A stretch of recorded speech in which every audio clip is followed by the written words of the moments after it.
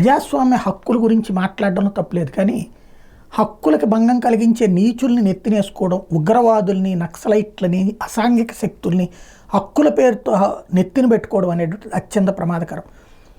తాలిబన్లు అనేటటువంటి వాళ్ళు పరమరాక్షసులు. అది తెలిసి కూడా అమెరికా ఆ దేశాన్ని ఆక్రమించుకోవడం వల్లనే తాలిబన్లు అలా తయారయ్యారని ఒక దిక్కుమాలిన నేరేషన్తో భారత ప్రజలనే కాదు ప్రపంచ ప్రజల్ని నమ్మించే మూర్ఖులు కొంతమంది ఉన్నారు. ఆ తాలిబన్లు అనేటటువంటి వాళ్ళు అక్కడ అరాచకం చేస్తుంటే ఆ దేశ ప్రజలందరూ దిక్కుమొక్కు లేని రోజుల్లో అమెరికా ఆ రోజున అండగా నిలబడింది కాబట్టి 25 ఏళ్ల పాటు వాళ్ళు దర్జాగా నిజమైన జీవితాన్ని అనుభవించారు. కానీ వాళ్ళ పరిస్థితి ఏంటి? తాలిబన్లు ఆ రోజున అబ్బో మేము మహిళలకు బాగా గౌరవిస్తాం, మేము అల్ట్రా మోడర్న్ యుగంలోకి వచ్చాం, మేము చాలా మారామని చెప్పారు.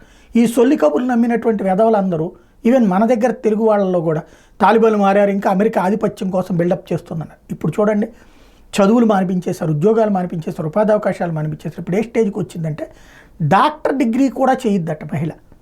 ఒక మహిళని డెలివరీ మహిళా డాక్టరే చేయాలి, మగ డాక్టర్ చేయడానికి అదే చట్టాల ప్రకారం కుదరదు, తాలిబాన్ల చట్టం ప్రకారం.